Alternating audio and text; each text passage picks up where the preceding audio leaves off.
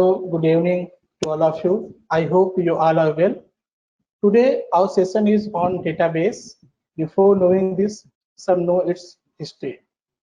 What used to happen in earlier times that if we had to keep the detail on a person or an object, we would write in a notebook so that whenever we need that information, that data, then we can easily be able to access the data.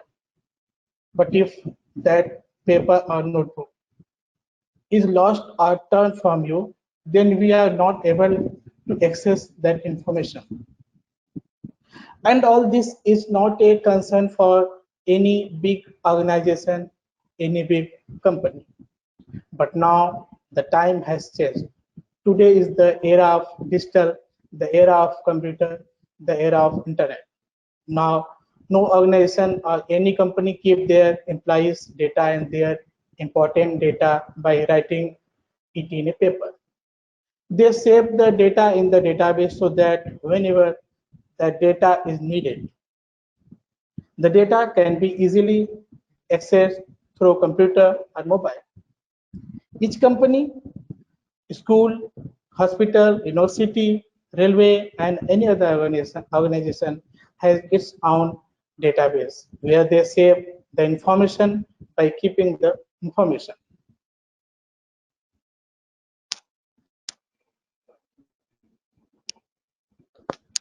Topic to be covered: what is database? Why it is important? How does build database online? How to use how to use how to use keyword to search and validate. Management of database, process of data flow, database SOP, data security and its importance, use of CRM tools.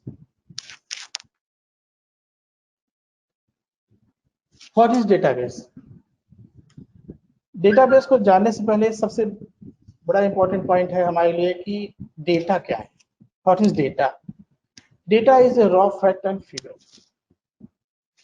Data एक कच्चे घड़े के समान है. उसके बाद जैसे आटा है, आटा की चक्की है. आटे की चक्की में आगे हम गेहूं ले जाते हैं, फिर उस चक्की में डालते हैं, फिर उससे प्रोसेस होता है, फिर उसके बाद आटा निकलता है. सिमिलरली यहाँ पर भी डेटा और डेटाबेस को भी समझने के लिए हमें इस एग्जांपल का यूज करना चाहिए. Data is raw fact and figure. Data एक कच्चा है, रॉ मटेरियल है, जिसको हमें प्रोसेसिंग में डालना है, उसमें इंफॉर्मेशन कलेक्ट करना है, gathering to internet by different source. Process होने के बाद जो हमारे पास इंफॉर्मेशन कलेक्ट होता है, जो इंफॉर्मेशन कलेक्ट होने के बाद प्रोसेस होने के बाद जो इंफॉर्मेशन कलेक्ट होता है उसे हम डेटाबेस कहते हैं. इसको हम सिंपल वे में बोलते हैं कि डेटा एक रॉ मटेरियल है, जिसके बाद उसको हमने प्रोसेस किया, उसमें लॉट ऑफ इंफॉर्मेशन गैदर करके एक जगह इकट्ठा किया, उसके बाद हम डेटाबेस कैलकुलेट हो गया. तो इसको अगर सिंपल वे में एक लाइन में हम अगर इसका आंसर ढूंढें कि व्हाट इज डेटाबेस, तो सिंपल है कि database is collection of information.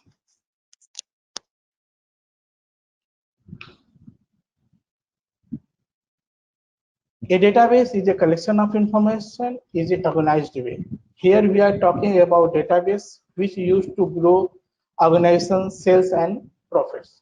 So here database which refer to the collection of customer and potential customer, our client, to offer personalized communication and address their needs. So our database contains data field such as a company name, address, website, turnover, contact detail of a decision maker, so on. For example, हमने कुछ example दिए हैं, जैसे after database collect के बाद जो हम figure fact and figure सामने लाएंगे, वो डेटाबेस का फिगर कैसा होगा. हमने कुछ इंफॉर्मेशन आगे सामने एज एग्जांपल के ऊपर देखा है. जैसे कंपनी नेम है, कंपनी नाम व्हाट एवर ABC, सैल्यूटेशन में मिस्टर, मिसेज, नेम में जो बंदे का नाम है, डेजिग्नेशन में जो भी डेजिग्नेशन है, mobile number, email ID, city, industry, turnover. तो इस डेटाबेस का जो हमने अभी डेटाबेस का डेफिनेशन बताया, database is a collection of information.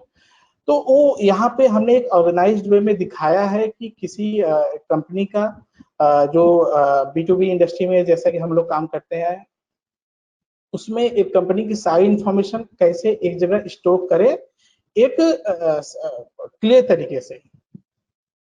जो इधर उधर होता है, इससे पहले क्या होता था, कुछ इन्फॉर्मेशन है बट कुछ इन्फॉर्मेशन नहीं है, कुछ इन्फॉर्मेशन इस फाइल में है, कुछ इन्फॉर्मेशन उस फाइल में है। तो सारी चीजों को कलेक्ट करके एक जगह स्टोर करते हैं।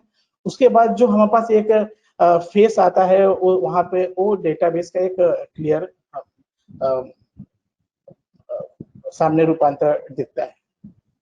जो सामने दिख रहा है कंपनी नेम, सैल्यूटेशन है, बंदे का डेजिग्नेशन है, बंदे का मोबाइल नंबर है, बंदे की ईमेल आईडी है, वो कहाँ से, वो कंपनी कहाँ से बिलोंग करती है, कहाँ पे वो कंपनी है, और उसकी इंडस्ट्री टाइप क्या है, उसका टर्नओवर क्या है, उसका एम्प्लॉय रेंज क्या है, उसकी वेबसाइट क्या है। इस सारी इंफॉर्मेशन को हम एक जगह कैलकुलेट करके एक साइमल्टेनियसली रख देते हैं, और तो वहाँ पे हमारे एक अच्छा खासा डेटाबेस बन जाता है।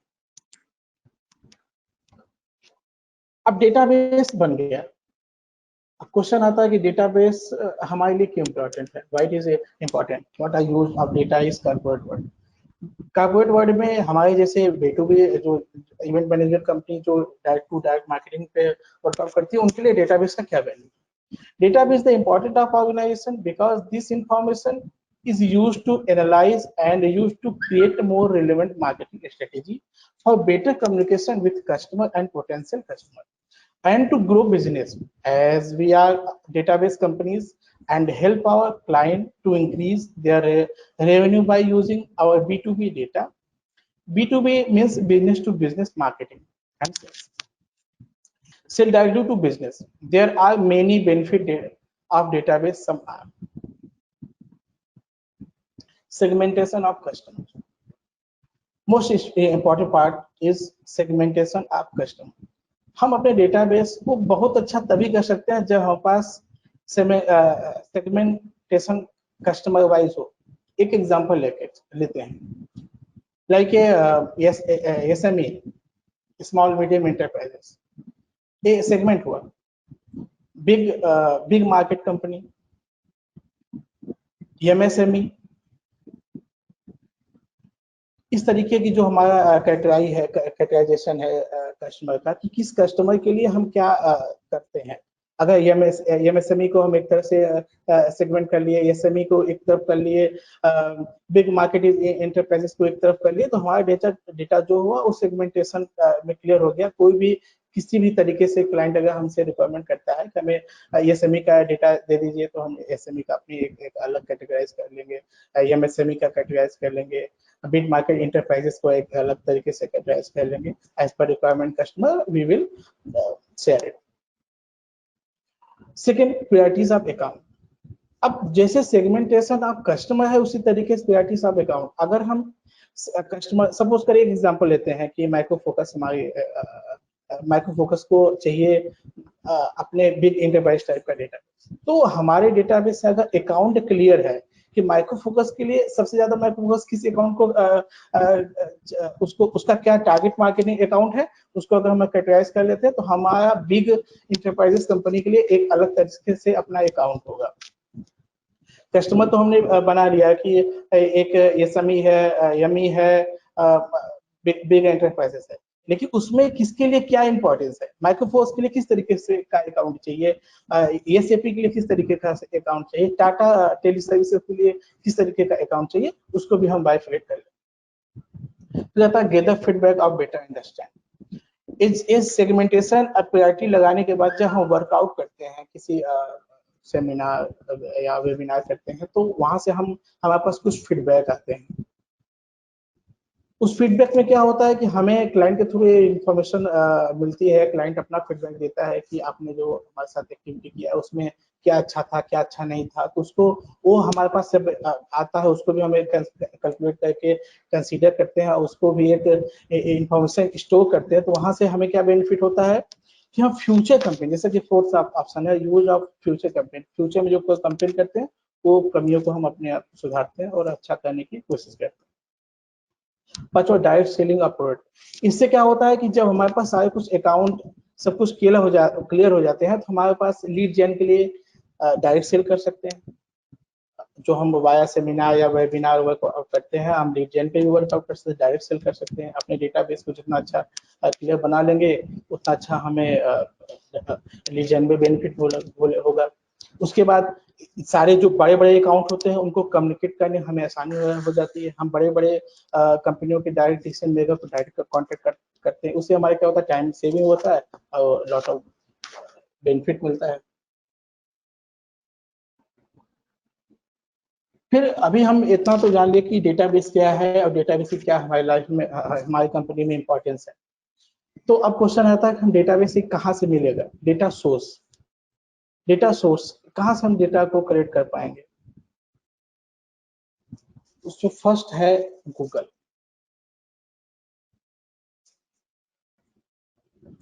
हम पहले गूगल करते हैं, गूगल करते हैं उसमें लिखते हैं कि एसोसिएशन क्या है। एसोसिएशन एसोसिएशन से लॉट ऑफ एसोसिएशन आपको मिल जाएंगे, लेकिन डिपेंड करता है कि व्हाट यू वांट, आपको क्या चाहिए, आप कौन सा एसोसिएशन आप सर्च कर रहे हैं।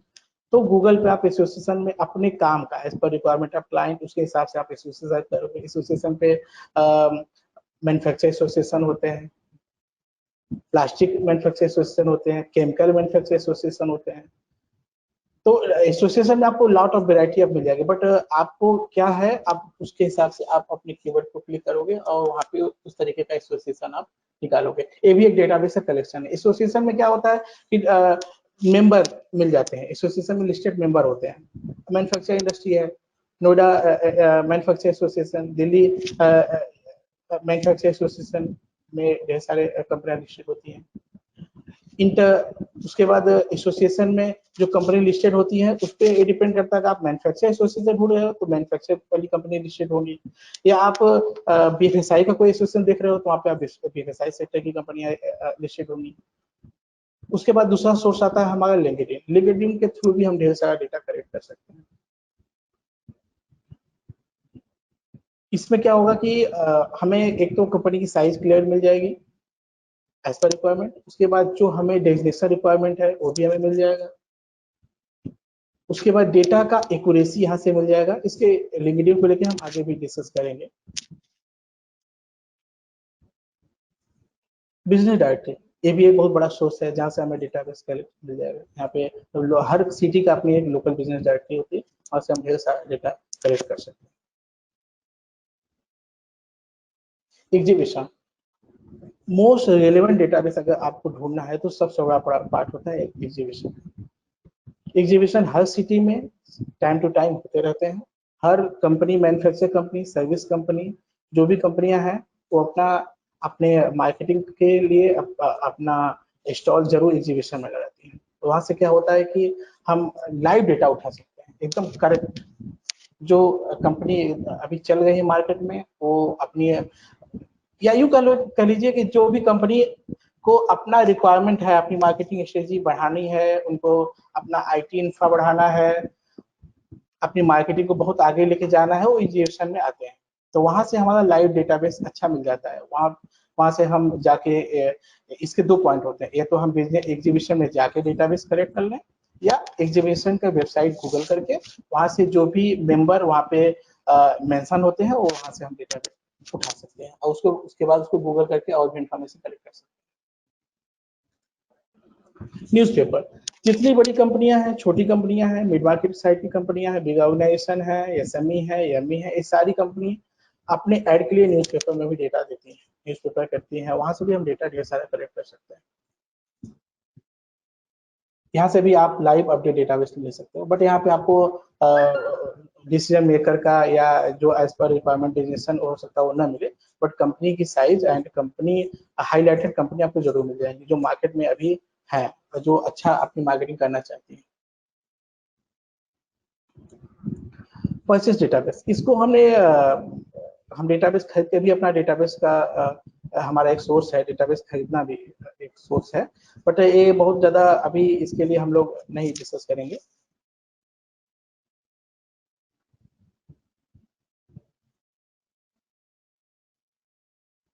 फीडबैक एंड बिजनेस कार्ड, जब हम अपने कोई इवेंट करते हैं, एग्जीबिशन में जाते हैं, तो वहाँ से हम ढेर सारा कार्ड, विजिटिंग कार्ड कलेक्ट करते हैं। ये भी एकदम लाइव डेटा होता है, अपडेटेड डेटा होता है। इस पे हम बहुत कम समय में अच्छा काम कर सकते हैं।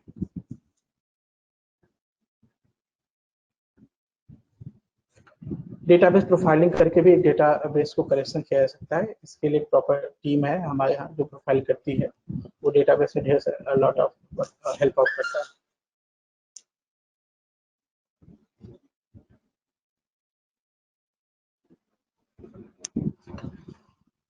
How to use keyword to search and validate data. हम डेटा बेस के बारे में जान लिए, डेटाबेस से कहाँ से मिलेगा ये सब भी हम समझ लिए। अब हम ट्राई करते हैं कि how to use keyword to search.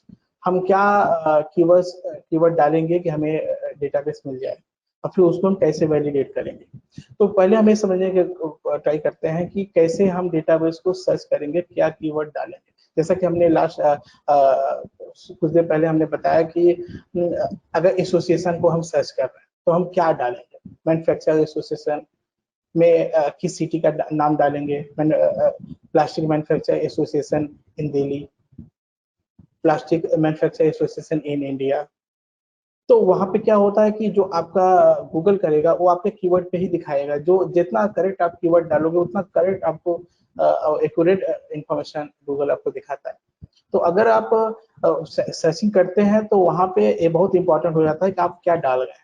अब एसोसिएशन के थ्रू आपको डेटा तो मिल गया, वहां पे लिस्ट कंपनी भी तो मिल गई। कंपनी को फिर हमने गूगल किया, गूगल के बाद कंपनी के इंफॉर्मेशन भी हमने कलेक्ट कर लिया, जैसा कि मैंने आपको एक्सेल में थोड़ा करके दिखाया था।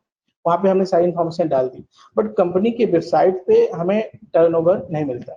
Suppose we are searching a validate company, the economic part of the most of the information we can get in from company website, but for turnover or employee size भी इंफॉर्मेशन वो हमें नहीं मिलता।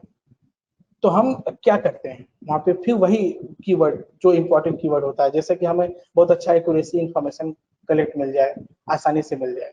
टर्नओवर ऑफ एबीसी, सपोज करो कि मुझे किसी company का टर्नओवर जानना है, तो टर्नओवर ऑफ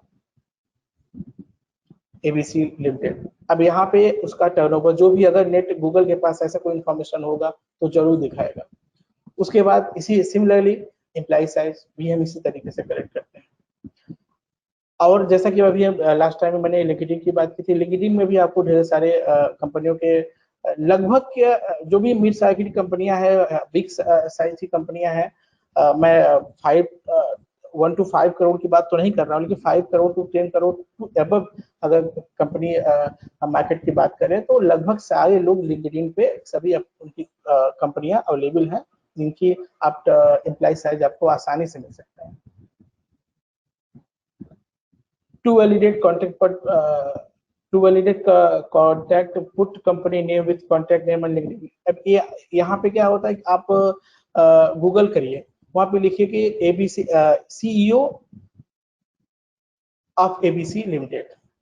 तो सीईओ ऑफ एबीसी का ही जो सीईओ होगा वो दिखेगा, नहीं होगा तो नहीं दिखेगा। उससे रिलेवेंट कोई बंदा होगा, सब उसका सीईओ आपने डाला बट आपको सीईओ नहीं दिखा, लेकिन उस कंपनी का आईटी हेड जो है उस लिंक्डइन पे अपडेटेड है, तो आपका सीईओ तो नहीं दिखेगा बट आईटी हेड आपको दिख जाएगा। तो आपका एक इन्फॉर्मेशन वहां से करेक्ट हुआ, आप एक और एड ऑन इन्फॉर्मेशन कर सकते हैं। तो ये यहाँ पे आप कंपनी को वैलिडेट कर दिए, एक क्लाइंट को एक सॉरी एक और डेटा वैलिडेट कर लिया, एक इंफॉर्मेशन कलेक्ट कर लिया। इस सारे इंफॉर्मेशन आप जब कलेक्ट कर लेते हैं, वैलिडेट कर लेते हैं, तब आप जाके आगे कॉलिंग टीम को या एज पर रिक्वायरमेंट आप डेटा शेयर करते हैं। मैनेजमेंट ऑफ डेटाबेस हमारा नेक्स्ट है, management of database. For smooth work with minimum error we need to manage our database in an organized and standard format. For this, we have already predefined format, which you learn in some next slides. We have grouping our database in vertical, turnover rate, and employee region wise. Now we learn this range and standard format to write this information. To manage our database, we work on following step. Data file में जैसे कि मैंने पहले बताया कि Excel में हम database को कन्वर्ट करते हैं एज पर हमारा एक स्टैंडर्ड फॉर्मेट होता है, उस फॉर्मेट में हमारा हमने बना लिया है, उस फॉर्मेट में हम डेटा को डाल देते हैं और उसी स्टैंडर्ड फॉर्मेट के थ्रू ही हम वर्कआउट करते हैं। हमारा एक एक्सेल का भी स्टैंडर्ड फॉर्मेट है, हमने अभी एक डायरेक्टरी सीआरएम का भी बना लिया है, जो वहाँ पे भी हमने स्टैंडर्ड फॉर्मेट को ही फॉलो किया है। और डेटा को किस तरीके से बाई एक्सेल हम किस तरीके से डेटा आगे बढ़ाते हैं, बाई सीआरएम किस तरीके से डेटा को हम आगे प्रोसेस करते हैं, उस पर भी हम आगे देखते हैं। अब इम्पोर्टेंट पॉइंट आता है कि हमने डेटाबेस मैनेजमेंट में सारा इंफॉर्मेशन कलेक्ट करके कैसे शेयर कर किया जाता है, सब कुछ जान लिए। लेकिन एक्चुअली जो डेटा हम शेयर कर रहे हैं वो उसमें बहुत सारी चीज इम्पोर्टेंट पॉइंट है जो हमें रिमेम्बर करना होगा, रिमाइंड अपने कलीग को या अपने टीम को बताने के लिए। What is good data? Data should have unique interest given to picture to market site, eliminating duplicate index. जब भी आप डेटा भेजो आप उसे लिंकिंग कर लो, उसका क्लियर देख लो, जैसा कि आपका रिक्वायरमेंट आया है उस रिक्वायरमेंट के हिसाब से आपने डेटा जो शेयर कर रहे हैं वो फुलफिल हो रहा है क्या, आपने मार्केट साइज उस कंपनी का देख लिया है। अगर सपोज करो कि सामने क्लाइंट का रिक्वायरमेंट है 10 करोड़ की कंपनी, लेकिन आपने उसको 5 करोड़ कंपनी कर दिया तो सही नहीं है। आप ये क्लियर कर लो कि आप जो डेटा दे रहे हो उसकी मार्केट वर्थ क्या है, मार्केट साइज क्या है। 10 करोड़ का अगर रिक्वायरमेंट 10 करोड़ की है तो 10 करोड़ की कंपनी यहाँ भेजें। As data has shelf life become very important to analyze how essentially data update. ये बहुत इंपॉर्टेंट है। आपके यहाँ कॉलिंग टीम, हमारे यहाँ कॉलिंग टीम है, वो कॉलिंग करके डेटा को अपडेट करती रहती है। तो जब भी हम क्लाइंट को या कस्टमर को डेटा शेयर करते हैं वो हम इम्पोर्टेंट है कि लास्ट ये देख लेंगे कि लास्ट वो डेटा कब टच हुआ है, रिसेंटली टच हुआ है, 1 मंथ बिफोर टच हुआ है, 6 मंथ बिफोर टच हुआ है। सारा कुछ हम देख के क्वालिटी चेक करके ही डेटा को आगे बढ़ाएंगे। Data should be free from topic error, incorrect name, mismatch, company keyword. ये सारा कुछ गुड डेटा का एक क्राइटेरिया है। सब कुछ देखने से पहले ये सारी चीजें हमें देखनी होती है। किसी बंदे का नाम ऐसा तो नहीं कि स्पेलिंग मिस्टेक है, और उसका ऐसा तो नहीं है कि उसका ईमेल आईडी उसके नाम से मैच नहीं कर रहा है, या कंपनी का ईमेल आईडी कुछ और है, कंपनी का वेबसाइट कुछ और है। अगर ऐसा है तो उसको हम गूगल पे जाके क्लियर करके देखेंगे कि ऐसा क्यों है। अगर ऐसा जाता है तो ये भी गलत है, उसको हम एक प्रकार से एरर है, इसको नहीं होना चाहिए। तो गुड डेटा का मतलब तो इतना ही है कि हम जो भी डेटा कॉलिंग टीम को या कस्टमर को शेयर कर रहे हैं वो सारा लेस हो, एरर को उसको खत्म करके ही भेजा जाए। उसमें ईमेल आईडी, वेबसाइट, कंपनी का नाम, बंदे का नाम लिंक्डइन करके जो भी डेजिग्नेशन हम प्रोवाइड कर रहे हैं उसको लिंक्डइन करके भेजें। जैसा कि अगर वो एबीसी कंपनी है, उस बंदी का उसका सीईओ सपोज एबीसी है, तो क्या ABC right now is working और नॉट, ए वेरी इंपॉर्टेंट है। आप इसको चेक कर लो, फिर there to you will share. इससे बेनिफिट क्या होगा? ग्रो, कंपनी का ग्रो होगा, क्लाइंट का भी मार्केट साइज बढ़ेगा, आपकी प्रोडक्टिविटी बढ़ जाएगी। आप अगर 100 डेटा दे रहे हो तो 100 में अगर 100 का सारा डेटा बेस अच्छा है तो कॉलिंग टीम के भी फायदे होंगे, क्लाइंट को भी फायदा होगा, हमारा खुद का फायदा होगा, हम कम डेटा में ज्यादा प्रोडक्टिविटी कर लेंगे। इससे बोथ साइड, हमारी साइड और कॉलिंग टीम की साइड, दोनों साइड में समय और कॉस्ट सेविंग होगा। What is bad data? जो भी गुड डेटा मैंने बताया उसका अगर अपोजिट करते हैं तो बैड डेटा हो जाए। जैसा कि मैंने बताया कि ईमेल करेक्ट नहीं किए आप, जो भी इंफॉर्मेशन अगर 10 करोड़ की मांग है तो 10 करोड़ की डेटा दिया जाए, डुप्लीकेट रिकॉर्ड न दिया जाए, और जो भी डेटा हम उसको भेज रहे हैं उसमें स्पेलिंग चेक जैसा कि मैंने उसमें बताया, ये सारी चीजें आपको देखनी होंगी। अब उसके बाद आप जो डेटाबेस शेयर कर रहे हैं, चाहे कॉलिंग टीम को शेयर कर रहे हैं, चाहे आप क्लाइंट को शेयर कर रहे हैं, जिस किसी को डेटा आप शेयर कर रहे हो as per company, most of the field are not complete with make it possible to use data set for various activity. Imagine 30% contact that not contact number. आप जो डेटाबेस दिए वो 30% में तो कॉन्टेक्ट नंबर ही नहीं, 25% डेटा में address नहीं है, 20% डेटाबेस में प्रॉपर इंडस्ट्री टाइप नहीं पड़ा हुआ है। तो जो मिसमैच है, मिसफिल्ड, जो फिल इन द ब्लैंक है, उनको हमें कवर अप करना है, उसको हमें फुलफिल करके ही आगे देना होगा।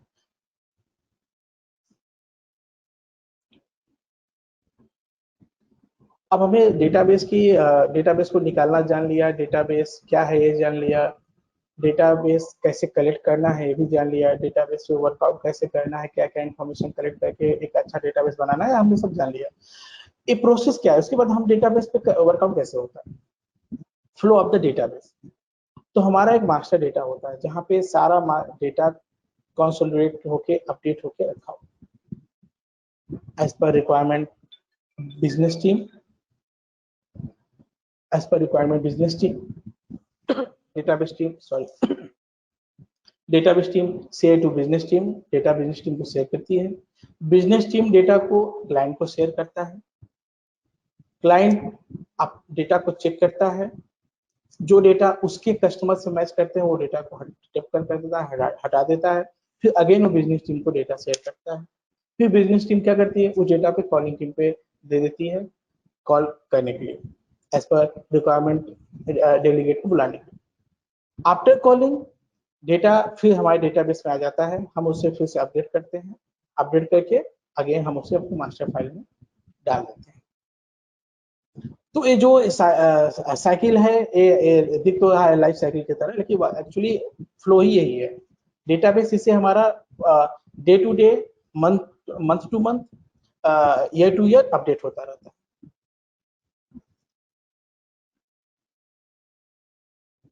How to fulfil the database requirement और इन एनी प्रोजेक्ट। सपोज करो कोई प्रोजेक्ट चल रहा है, sometime we face problem of database crunch during project. To avoid this, we need to continue work on that process even after assigning database to concerned team. First, we extract data from our master database and assign to team for calling. Meanwhile, as a database team member, you need to continue such database as per given brief and validate the database so that we can give sufficient amount of database to avoid any database crunch situation. This will also increase our database strength.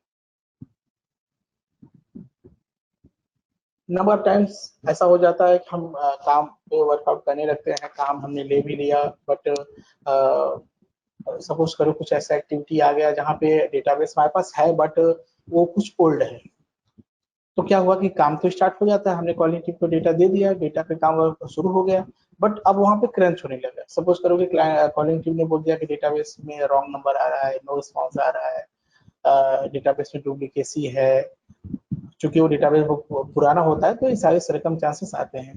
तो उस situation में क्या करते हैं, हमारी team जो database research team है जो वर्कआउट करती रहती है, वो डेटाबेस पे काम करती रहती है, नया डेटा निकाल के वैलिडेट करते हैं।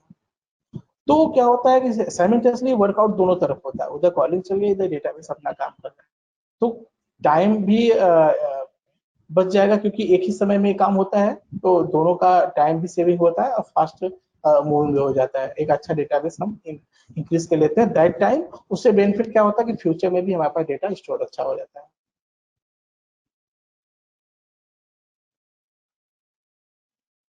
हमने डेटाबेस की सारी वो इन्फॉर्मेशन कलेक्ट कर लिया जो हमारे लिए बहुत ज़्यादा नीडफुल था।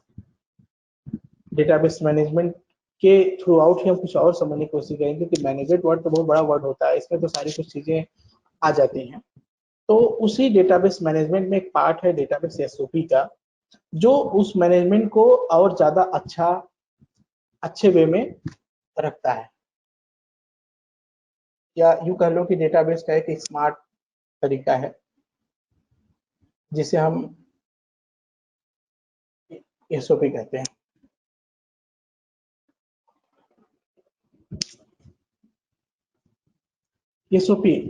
एसओपी में हम ये देखेंगे कि हमें जो डेटा, हमने एक एग्जांपल भी दिया था एक्सेल का कि आगे एक कंपनी का नाम है, फिर बंदे का नाम है, फिर बंदे का रजिस्ट्रेशन है, फिर उसकी ईमेल आईडी है, उसके बाद मोबाइल नंबर है, ये सारा कुछ रख तो देंगे बट क्या इससे हमें क्या फ्यूचर में क्या मैनेजमेंट का मतलब है कि हम उसको मैनेज तो कर लेंगे, लेकिन फ्यूचर में हमें स्मार्ट वर्कआउट करने के लिए क्या बेनिफिट मिलने वाला है। तो हमने उसके लिए एक बकायदा एक एसओपी बनाया, स्टैंडर्ड ऑपरेटिंग प्रोसीजर बनाया हुआ है, एसओपी बनाया हुआ है, जिसके थ्रू हम एक्सेल की बहुत सारे कमांड को एक स्मार्ट तरीके से वर्कआउट कर सकते हैं। जैसे डेटा सोर्स के बारे में स्टार्टिंग मैंने बोला कि एसोसिएशन के थ्रू डेटा हम निकाल सकते हैं, एग्जीबिशन के थ्रू डेटाबेस निकाल सकते हैं, किसी लिंक के थ्रू डेटाबेस निकाल सकते हैं। उस लिंक को वहां पे हम अपने एक्सेल में या अपने सीआरएम पे हम रखते हैं, वो हमारा पहला इंपॉर्टेंट होता है। उससे बेनिफिट क्या होता है, बड़ा मैं सोर्स को क्लियर करना चाहूंगा कि सोर्स से क्या होता है कि डिफरेंट डिफरेंट सोर्स हमें गूगल पे मिलते हैं, डिफरेंट सोर्स से हम डेटाबेस कलेक्ट करते हैं। सपोज करो कि आप आज काम कर रहे हो, कल आपका कोई और कलीग है जो आपके साथ काम करने आया, उसको भी आपने कोई वर्क दे दिया कि आप इस तरीके का डेटा निकालो, और सपोज करो कि आप वो डेटा ऑलरेडी उस लिंक से निकाल चुके हो, तो अगर वो भी वही काम करता है तो आपका टाइम भी खराब होगा, आपका मेहनत तो जो उस समय किया आप अच्छा किया, बट उसका मेहनत जो खराब होगा। इसके लिए हम क्या करते हैं कि डेटा का सोर्स बनाए, वहां पे वो लिंक पेस्ट कर देते हैं, जिससे कभी भी कोई नया आपका कलीग आए और वो डेटा पे वर्कआउट करे तो उसको बता दो कि इस सोर्स से डेटाबेस यहाँ पे निकल चुका है, आप कोई और डिफरेंट सोर्स ढूंढो या सर्च करो। सेकेंड, डेट डेट जैसा कि मैंने बताया कि जब हम डेटा सबमिट करते हैं तो उसमें लास्ट डेट डालते हैं। अकाउंट आईडी, हमारा हर डेटा का अपना एक इंडिविजुअल अकाउंट। अब उसके बाद हम हाउ कंपनी का नाम कैसे लिखेंगे, एक स्टैंडर्ड तरीका है एक्सेल में रखने का, मैं थोड़ा सा आपको बताऊंगा। अब एबीसी, मैंने एग्जांपल दिया था, ABC private limited, ABC private limited, कहीं पीवीटी डॉट लिखा रहेगा, कहीं पीवीटी लिखा रहेगा, कहीं एबीसी लिमिटेड लिखा रहेगा, कहीं एबीसी का फुल फॉर्म लिखा रहेगा। तो स्टैंडर्ड तरीका क्या है कि जो भी है हम उसको बड़े क्लियर ढंग से लिखें। अगर एबीसी कंपनी है तो उसके आगे वो पीवीटी लिमिटेड लिखा है तो आप पीवीटी लिमिटेड लिखिए, मैं मना नहीं कर रहा हूँ, बट प्रॉब्लम इज दैट कि जो आप लिखो वो एक ही तरीके से हो, नंबर ऑफ टाइम्स ऐसा ना हो कि एक जगह पीवीटी लिखा हो, एक जगह प्राइवेट लिखा हो, या एक जगह पीवी लेके छोड़ दिया गया हो, ऐसा नहीं। आपका स्टैंडर्ड तरीका है कि आप एबीसी प्राइवेट लिमिटेड पूरा लिखिए, not Pvt not LTD. India, बहुत जगह इंडिया को ब्रैकेट में लिख देते हैं, इंडिया को आई लिख के छोड़ दिया है, आई लिख के ब्रैकेट लगा के छोड़ दिया, तो नहीं, आप इंडिया को इंडिया लिखो।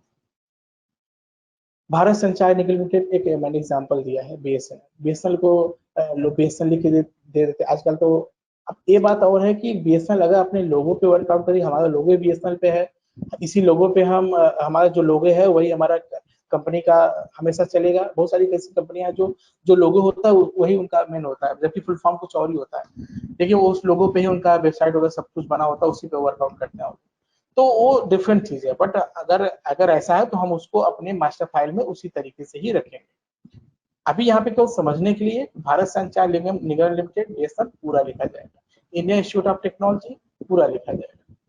इससे क्या होगा कि आप कभी एक्सेल पे वर्कआउट करते हो, प्राइवेट टेबल लगाते हो, एक कंपनी अगर 10 बार लिखी हुई है तो वो प्राइवेट टेबल एक को एक काउंट करेगा, जबकि उस कंपनी का डिफरेंट डिफरेंट कॉन्ट्रैक्ट आपके पास अवेलेबल होगा। तो आप एक बार प्राइवेट टेबल लगाओगे, एक कंपनी के हमारे पास 10 अकाउंट है तो हमें पता चल जाएगा, अगर हमसे हमारा क्लाइंट पूछता है भाई हमारे पास बीएसएनएल का कितने अकाउंट है, तो अगर बीएसएनएल भारत संचार निगम लिमिटेड 10 टाइम्स अलग अलग तरीके से लिखा है तो प्राइवेट टेबल तो पकड़ ही नहीं पाएगा।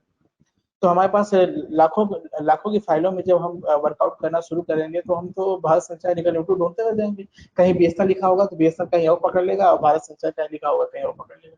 तो क्या होगा कि हमारा टाइम बहुत ज्यादा लेंदी हो जाएगा, और हम एक प्रकार से कस्टमर को भी खुश नहीं कर पा रहे हैं ना, क्योंकि उसने तो 1 मिनट का टाइम ही दिया था, हम जो 1 मिनट का काम था उसको हम आधे घंटे से ढूंढ रहे हैं अपने फाइलों में।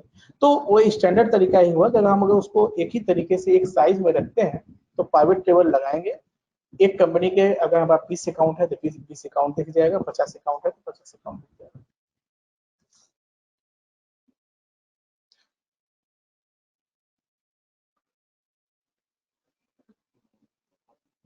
आगे करते हैं एड्रेस। एड्रेस को हम थ्री टाइम्स में डिवाइड करेंगे। पहले हम बिल्डिंग का नाम रखते हैं, फिर उसके स्ट्रीट का नाम रखते हैं, फिर एरिया लोकेशन, फिर उसके बाद सिटी रखते हैं। फिर सिटी ध्यान रहे, सिटी में क्या होता है कि city name should have uniform spelling based on the generally accepted postal guideline, जो पोस्टल गाइडलाइन पे एक्सेप्टेड हो। जैसा कि बहुत सारी सिटी का नाम चेंज हो जाता है। एक एग्जांपल लेते हैं कोची का। कोची कहीं कोची लिखा होता है, कहीं कोची लिखा होता है, कोई कहीं एर्नाकुलम लिखा होता है, बट सभी एक ही है। सिमिलरली गुड़गांव, गुरुग्राम। तो जो लेटेस्ट में चल रहा है, हम उसको, हमारा डेटाबेस अपडेशन का मोटो यही है, हम हमेशा प्रेजेंट में क्या है उसको अपडेट करके रखें अपने मास्टर में। अगर अभी गुरुग्राम चल रहा है तो गुरुग्राम, कोची चल रहा है तो कोची, जो भी चल रहा है उसको एकदम अपडेट करके क्लियर रखें। ऐसा नहीं कि अब गुरुग्राम चल रहा है और हम गुड़गांव पे घूम रहे हैं। तो हमारा सब कुछ एकदम एक्यूरेट अपडेट रहना चाहिए। पिन हमारा 6 डिजिट का होना चाहिए, स्टेट में स्टेट होना चाहिए, बोर्ड नंबर 10 डिजिट का होना चाहिए, included ISD code, sorry included STD code. Fax आप रखो, अभी फैक्स का ट्रेंड नहीं है तो आप फैक्स नहीं भी रख सकते हो, बट अगर रखते हो तो अच्छा है। Company email ID, company email ID को थोड़ा सा समझने वाली बात है। Company email ID is like a generic email ID. Info, contacts, HR, sales, marketing, इस तरीके की जो भी एम्प्लॉय सॉरी इस तरीके की जो भी ईमेल आईडी होती है वो सारी हमारी जेनरिक ईमेल आईडी बोली जाती है। ये सारी जेनरिक ईमेल आईडी है। इनको कभी भी किसी पर्टिकुलर लाइक ए सीईओ के सामने आप इनको इनका ईमेल आईडी नहीं डाल सकते हो। सीईओ का जो ईमेल आईडी होगा वो सीईओ का ईमेल आईडी होगा। मार्केटिंग हेड का जो ईमेल आईडी होगा वो मार्केटिंग हेड का एम्प्लॉय होगा। सेल्स हेड का, एचआर हेड का, जो भी सबका अपना एक प्रोफेशनल ईमेल आईडी होता है, वहां पे आप प्रोफेशनल ईमेल आईडी डालोगे।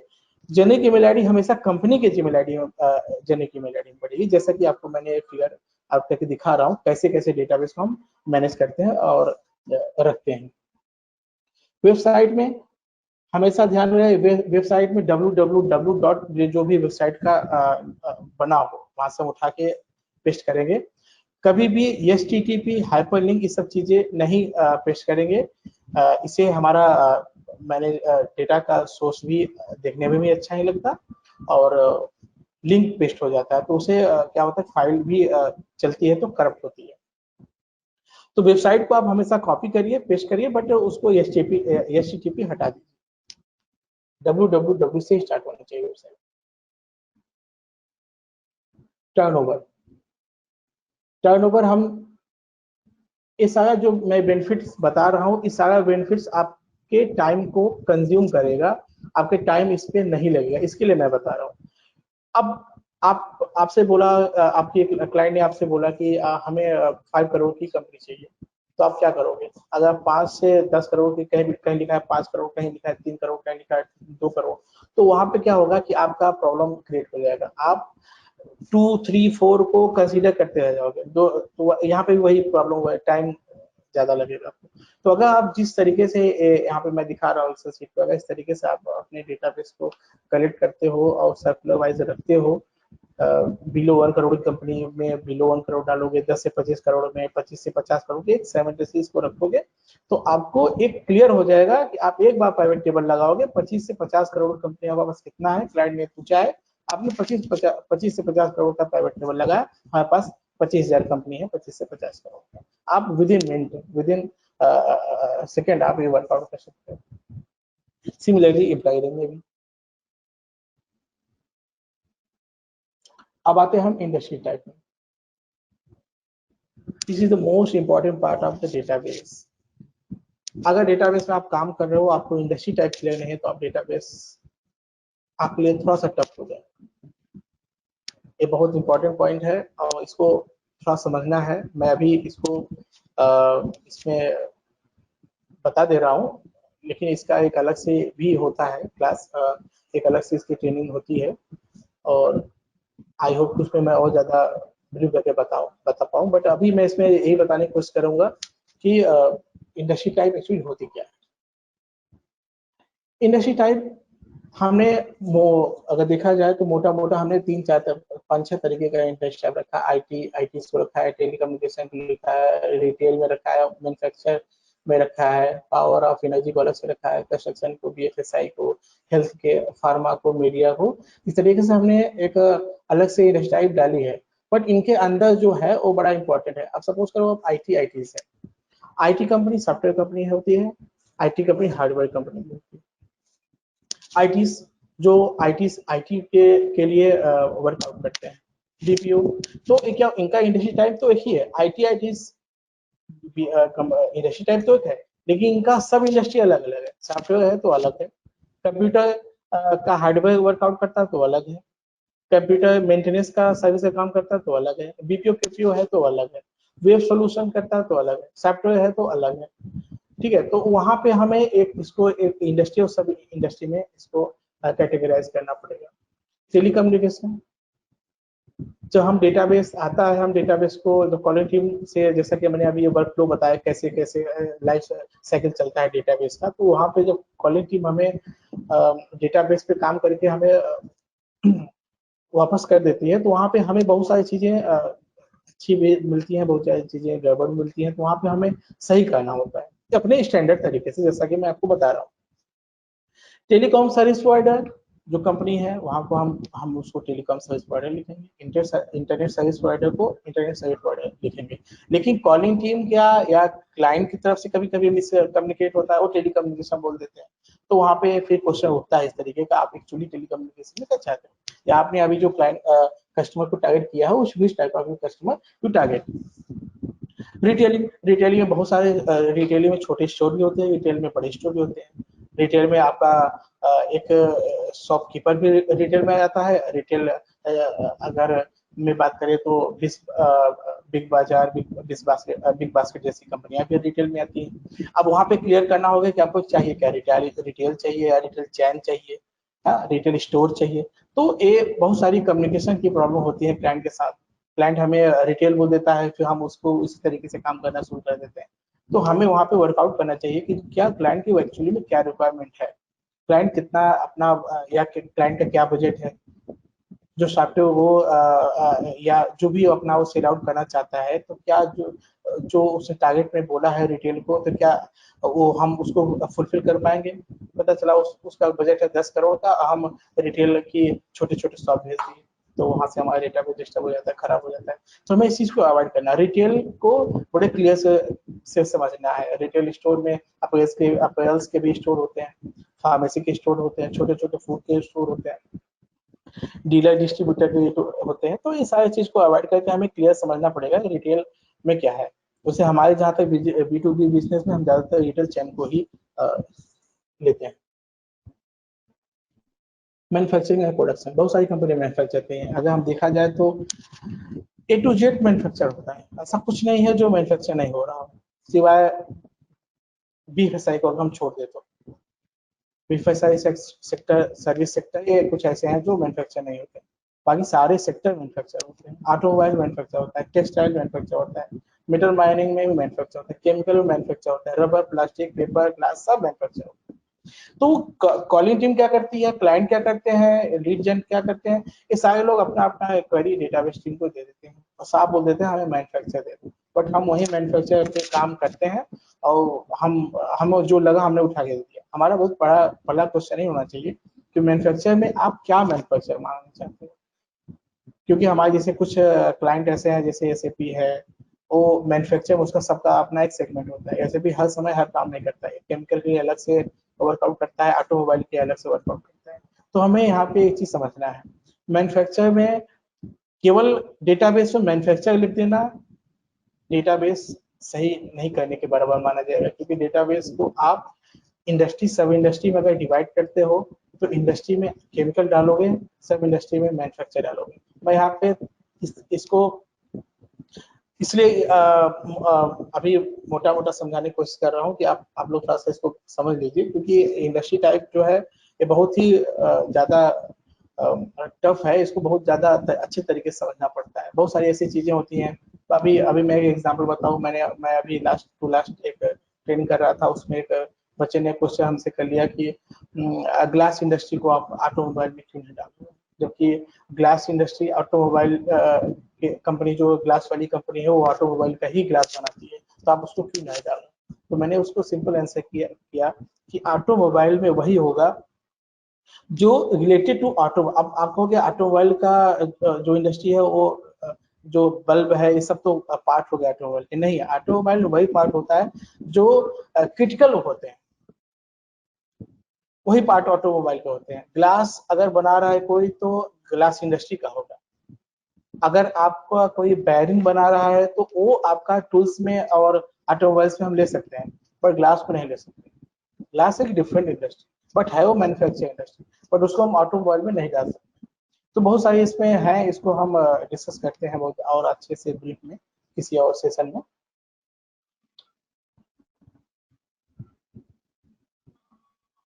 Power energy, oil gas, electricity, construction and real estate, इसमें हम जो कंस्ट्रक्शन वाली कंपनियां हैं इसमें भी हमें समझना पड़ेगा कौन सी कंपनी कंस्ट्रक्शन करती है, कौन सी कंपनी रियल एस्टेट में काम करती है। रियल एस्टेट में बहुत सारे ऐसे भी बंदे होते हैं जो रियल एस्टेट लेते हैं बट काम वो ब्रोकरिंग का करते हैं, और सेल आउट टू बिल्डिंग की सेल आउट करते हैं, वो भी अपने आप को रियल एस्टेट लिखते हैं। कुछ ऐसे हैं जो बिल्डर होते हैं वो भी रियल एस्टेट लिखते हैं। कुछ ऐसे होते हैं जो इंटीरियर डिजाइनिंग करते हैं वो भी रियल एस्टेट में और कंस्ट्रक्शन में जाते हैं। तो इनका एक अलग से कैटेगराइजेशन है, कंस्ट्रक्शन का कंस्ट्रक्शन होता है, रियल एस्टेट का रियल एस्टेट होता है।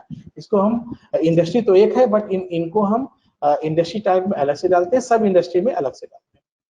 सिमिलरली बीएफएसआई है, बैंक फाइनेंस, इंश्योरेंस। एक बैंक फाइनेंस है, इंश्योरेंस होता है, एक नॉन नॉन बैंकिंग फाइनेंस होता है। अब IIFL a non banking financial है, तो इसके आगे भी लोग बीएफएसआई डाल देते हैं। तो ये बीएफएसआई में है तो, लेकिन ये नॉन बैंकिंग है, इनको हम एक गलत वे में डाल रहे हैं बीएफएसआई। ये बीएफएसआई नहीं है, ये एनबीएफसी है, non banking financial service.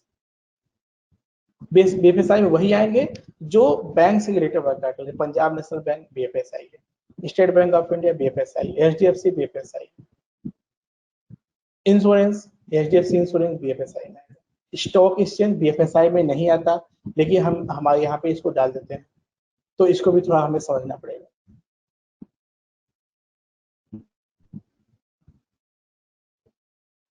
Health care, pharmaceutical company में हेल्थ केयर। अब हेल्थ केयर में फार्मा आता है, हॉस्पिटल आता है, लेकिन क्लाइंट की रिक्वायरमेंट कभी कभी हेल्थ केयर आता है, तो हम कभी हम पूछ नहीं पाते आप हेल्थ केयर में क्या मांग रहे हो। हेल्थ केयर में दोनों आते हैं, फार्मास्यूटिकल भी आता है, हॉस्पिटल भी आता है, लेकिन हम हेल्थ केयर में हम दोनों डेटा भेज देते हैं, फार्मा भेज देते हैं, हॉस्पिटल भेज देते हैं। तो क्लाइंट हमारे ऊपर बोलता है यार हमने तो हेल्थ केयर में फार्मास्यूटिकल मांगा था। तो यहाँ पे जो कम्युनिकेशन गैप है उनसे हमें वर्कआउट करना चाहिए। हमारे पास क्लैरिटी होना चाहिए कि हम जब भी डेटाबेस क्लाइंट को शेयर करें, बीडी टीम को शेयर करें, ये सारी चीजें बड़ी क्लियर पूछ लें कि हमें चाहिए क्या, what is main motto. Media entertainment, government data, hospitality, hotel, resort, education, utilities, electricity, gas, professional service, legal consulting, business consulting, marketing consulting, HR services, engineering, machinery, capital goods.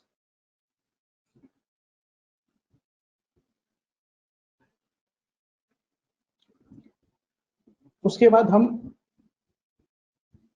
बंदे का जो भी हम बात कर रहे हैं कि उस रिलेवेंट बंदा सीईओ है, उसका नाम कैसे रखा जाए, सीएफओ है उसका नाम में क्या है, वो उसको सीएफओ लिखो कि चीफ फाइनेंस ऑफिसर लिखो, या चीफ मार्केटिंग ऑफिसर लिखें, या चीफ एग्जीक्यूटिव ऑफिसर लिखें। इस सब चीज को हम क्लियर अपने वे में एसओपी में हमने डाला है कि किसको किस तरीके से अपने मास्टर डेटाबेस में रखा जाए। मिस्टर, अब मिस्टर है, मिस्टर में क्या होता है, कोई एम आई लिखा, कोई एम आई डॉट लिख दिया, एम आई कॉमा लिख देते हैं, एम एस लिख देते हैं, एम आई एस लिख देते हैं, doctor doctor comma doctor dot, ये सारा चीजें हैं। ये सब कॉमा डॉट हमने स्टार्टिंग में बताया कि कॉमा डॉट वगैरह से हमें दूर रहना है, हमें अपना एक स्टैंडर्ड रखना है। अगर हम मिस्टर को पकड़े तो सारे मिस्टर लोग एक साथ आ जाए, एक बार क्लिक करें हम अपने फिल्टर को, मिस्टर लगाएं, सारे मिस्टर एक साथ आ जाए। मिस लगाए, सारे मिस एक साथ आ जाए। डॉक्टर लगाए, डॉक्टर, अगर डॉक्टर डॉक्टर डॉट या डॉक्टर पूरा लिख दोगे तो फिर आपका एक फिल्टर में नहीं है, टाइम आपका खराब होगा। First name, last name, full name लिखे चाहे ना लिखे, एज पर योर, सबका नाम फुलफिल लिखें। चीफ एग्जीक्यूटिव ऑफिसर है, मैं नहीं कह रहा हूं कि आप सीईओ मत लिखो, या ये भी नहीं कह रहा हूं मैं चीफ एग्जीक्यूटिव ऑफिसर मत लिखो, लेकिन जो लिखो एक ही तरीके से, क्योंकि हमें हमेशा क्लाइंट के रिक्वायरमेंट पे प्राइवेट लगा के देना होता है। क्लाइंट अगर बोला कि 10 करोड़ की कंपनी में कितने सीईओ आपके पास हैं विथ मैन्युफैक्चरिंग इंडस्ट्री, अब हम अगर अलग तरीके से लिखे हैं, कहीं सीईओ है लिखे हैं, कहीं चीफ एग्जीक्यूटिव ऑफिसर लिखे हैं, तो हम तो परेशान हो जाएंगे, हम तो फिल्टर ही नहीं लगा पाएंगे।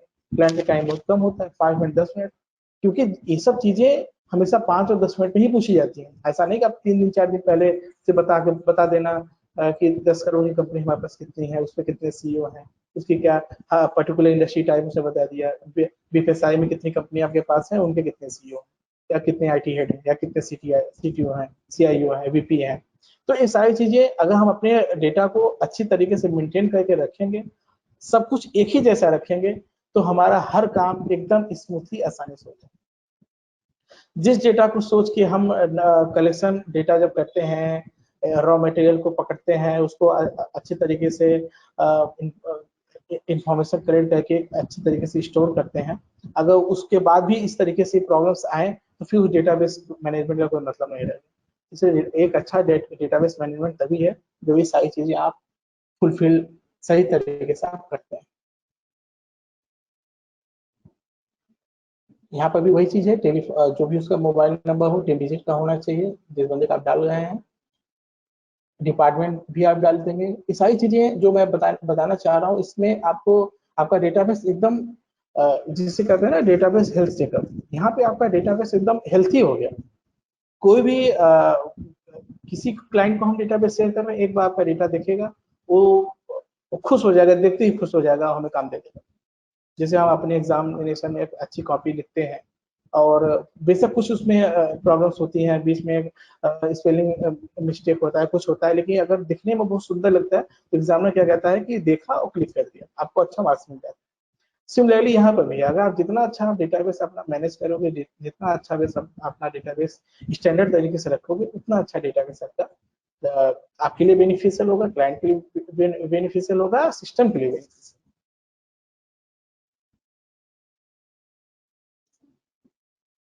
तो हम अपने स्लाइड पे आते हैं। एसओपी मैंने आपको बता दिया, आई होप कि आपको एसओपी समझ में आया होगा।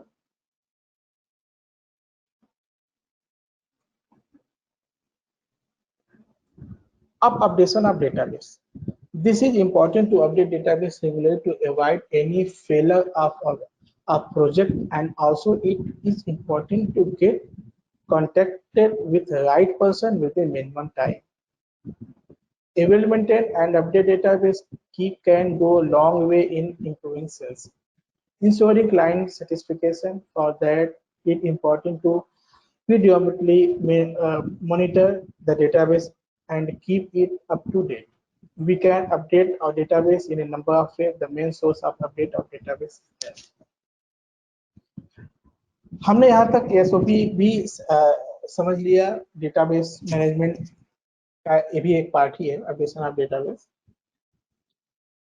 अब यहाँ पे हम कहाँ से डेटाबेस को अपडेट करते हैं, हमारा सोर्स क्या है डेटाबेस अपडेट का। अभी तक हमने जो सोर्स पढ़ा वो डेटाबेस गैदरिंग का सोर्स पढ़ा, अब हमें उस चीज को समझना है कि डेटाबेस अपडेट कैसे करें, उसका क्या क्या source.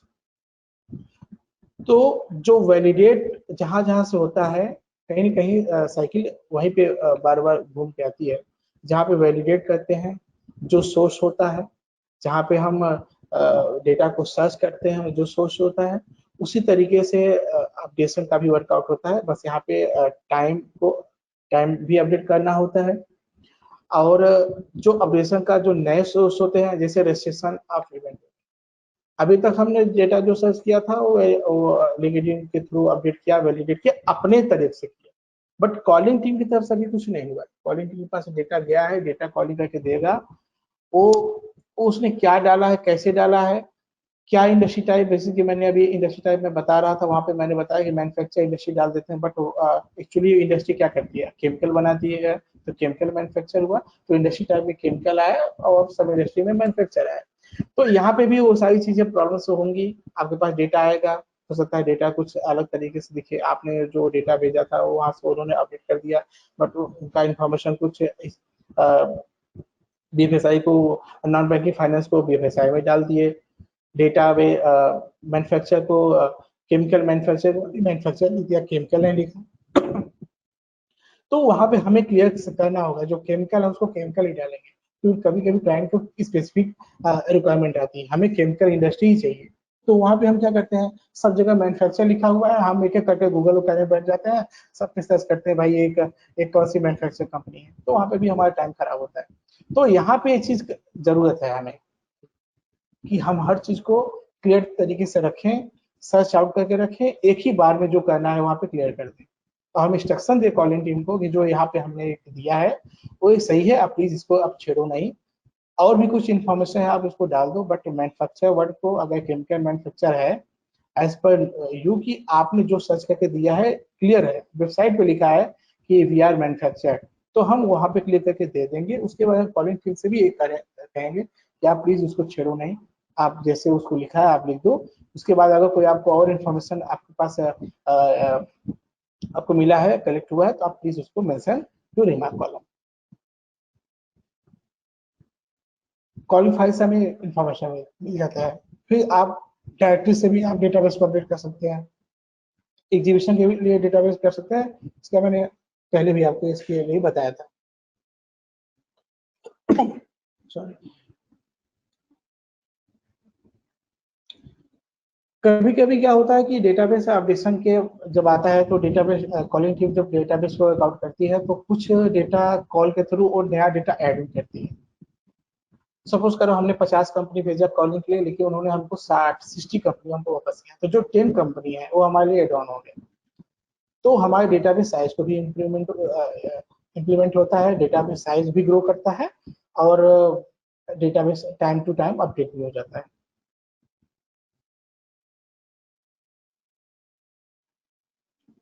Data security and it's important. हमने डेटाबेस के बारे में सारी नॉलेज ले ली, डेटाबेस कैसे बनाएंगे, डेटाबेस कहाँ से गैदरिंग करेंगे, डेटाबेस कैसे स्टोर करेंगे, डेटाबेस को कैसे मैनेजमेंट किया जाए, डेटाबेस की रिक्वायरमेंट हमारे लिए क्यों है, हमारे हमको क्या डेटाबेस से बेनिफिट है, हमारी कंपनी डेटाबेस पे हमारी कंपनी को डेटाबेस से क्या बेनिफिट हुआ, सब कुछ हमें पता चल गया। अब इसको क्या हुआ कि जब सारी इंफॉर्मेशन हम कलेक्ट कर लिए, तो कहीं ना कहीं हमारे दिमाग में ये कि ये डेटाबेस एक्सेल में है, इसको कैसे स्टोर किया जाए, डेटाबेस लीक भी हो सकता है, डेटाबेस पे कोई भी लीक लीक कर सकता है, तो इसको हम कैसे इसको बचाया जाए। तो डेटाबेस को हमने स्टोर करने के लिए एक सीआरएम इंप्लीमेंट किया। उस